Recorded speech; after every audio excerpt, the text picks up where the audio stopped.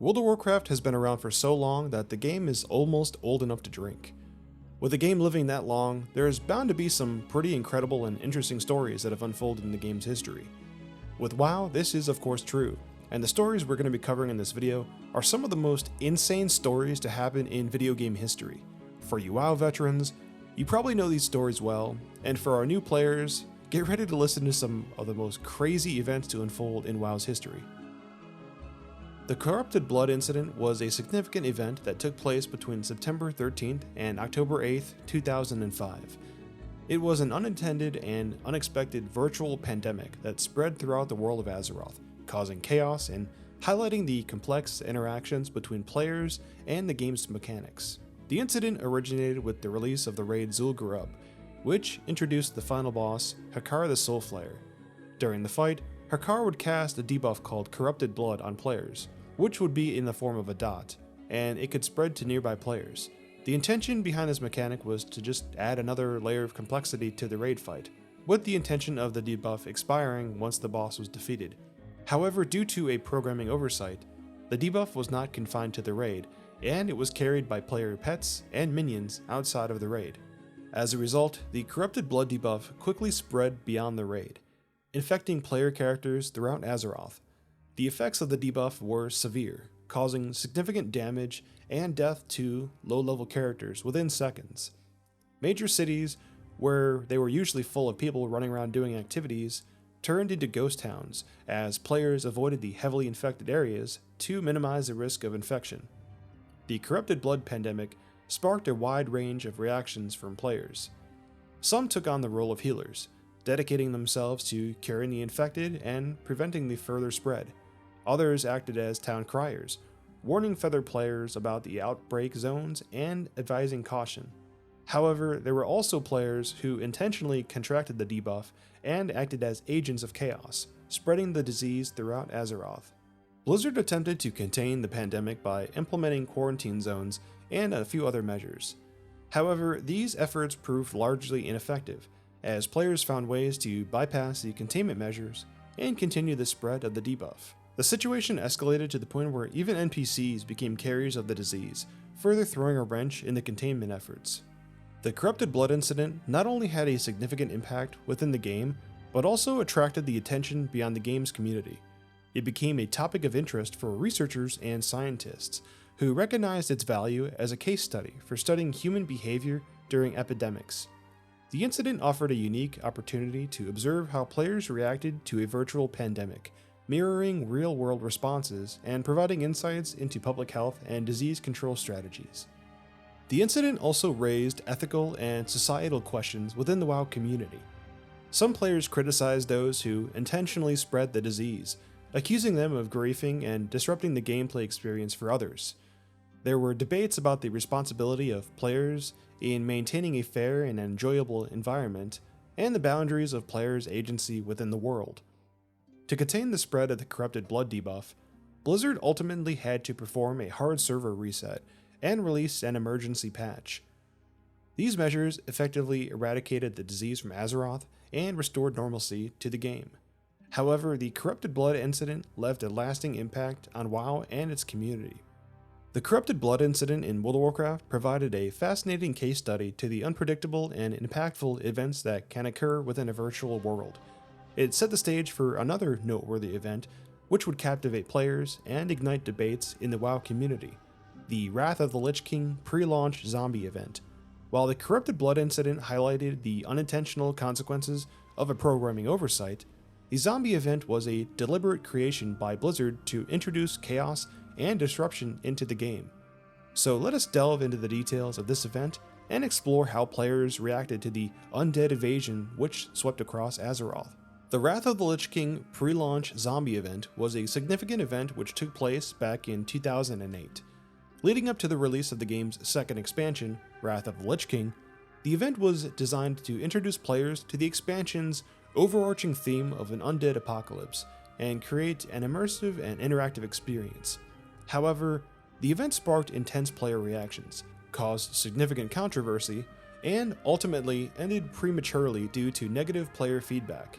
The zombie event began when mysterious crates appeared in various locations in the towns and major cities. When players interacted with these crates, they would become infected with an unknown disease and transform into zombies after a certain period. The infection was contagious, allowing the zombies to attack and infect other player characters, spreading the plague throughout the world. Unlike the corrupted blood incident, which was an unintentional bug, the zombie event was a deliberate game mechanic. The event aimed to create chaos and disrupt the game's status quo, providing a unique and memorable experience for players leading up to the expansion's release. The players' reactions to the zombie event were varied and intense. Some players embraced the chaos, and unpredictably viewing it as a refreshing change that added excitement and challenge to the game.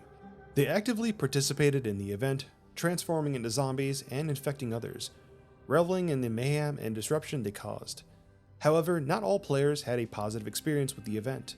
Many felt the zombie invasion was intrusive and disruptive to the gameplay.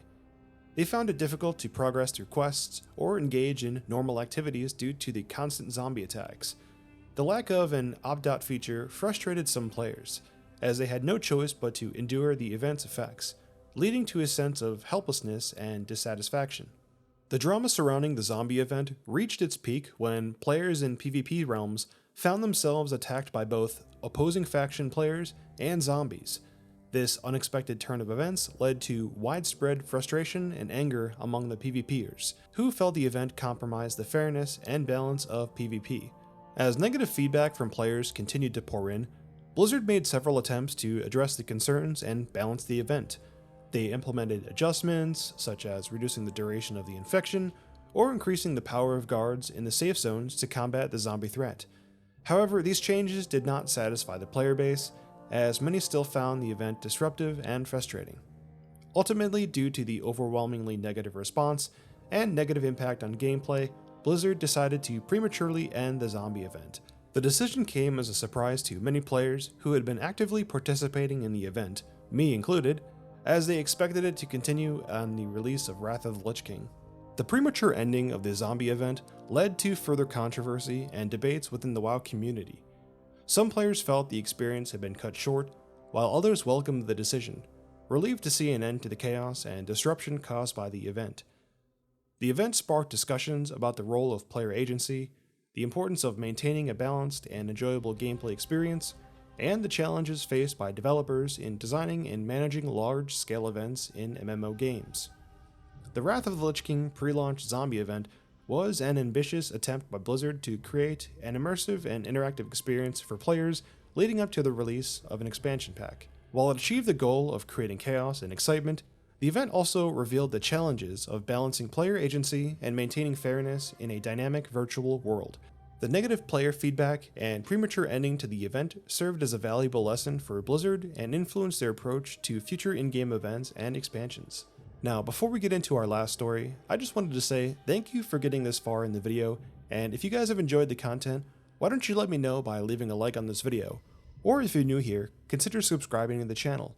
I make tons of WoW related content in the form of class guides, news, and in the future plan on covering other games like Diablo 4, Baldur's Gate 3, and my most anticipated game this year, Starfield. So if any of that sounds interesting to you guys, subscribe to the channel and become a part of this growing community. But enough of that, let's get to our last story. As the zombie event in WoW stirred intense reactions and controversies among players, it became clear that the balance between player agency and developer oversight was a delicate one. The notion of fairness and the consequences of individual actions within the game took center stage. These themes would resurface in the WoW community when an accidental distribution of a powerful item called Martin Fury caused a storm of debate and discussions. The Martin Fury incident brought to the forefront questions about fairness, player responsibility, and the role of developers in maintaining the integrity of the game. So let's take a look at this incident and see what happened. So in April 2009, an unexpected turn of events unfolded within WoW. Karate Chop, a player from the guild The Marvel Family, found himself in possession of a super powerful item called Martin Fury. This item had the ability to instantly kill any enemies within the player's vicinity. What made this incident even more interesting is that the origin of the item. So a guild member by the name of Leroy Speltz had actually been the one to receive this item, and he received it from a game master, It was a huge mistake because apparently he was trying to get some items restored to his account because his account got hacked. But in the confusion, a GM accidentally mailed him this item. Both Leroy and Karate Chop believed that the item had been a gift from Blizzard, so they decided to seize the opportunity. Their guild utilized the item and took it to their advantage, using it 14 times to swiftly defeat raid bosses. Their super fast progress mainly took place in the raid Uldar, but they also ventured into the Eye of Eternity and the Obsidian Sanctum, earning themselves a slew of achievements for their boss kills. The unintended consequences of their rapid advancement was the inadvertent achievement of some world firsts. Interestingly, this was not the primary goal. However, their usage of the item did not go unnoticed by Blizzard, who eventually discovered their exploits. In response to the guild's actions, Blizzard decided to impose a 24-hour ban on all members of the Marvel Family Guild, regardless of the level of participation in the raids or their knowledge of the item. This blanket punishment affected the guild's members who completely were unaware of the item's existence. Many players regarded Blizzard's response as impolite and subpar. Karate Chop in particular faced severe consequences as his account was permanently banned. Later on, the website WoW Insider eventually got a hold of Karate Chop and they did an interview with him, where he shed some light on the incident. But either way, these are three of the most prominent stories that I could think of that have happened to the history of World of Warcraft. Together, these stories demonstrate the ever-evolving nature of WoW and the lessons learned over these incidents. They have influenced the design and management of the game, ensuring that future experiences in Azeroth are carefully crafted to engage players with maintaining fairness and integrity. But what are your guys' thoughts on these stories? Do you think the zombie event should have been able to see through the whole duration? Or maybe you guys think that Karate Chop should have just petitioned a GM right when he got the item. Either way, let me know in the comments because I love hearing from you guys. Thank you so much for checking out my videos, and we'll see you guys next time.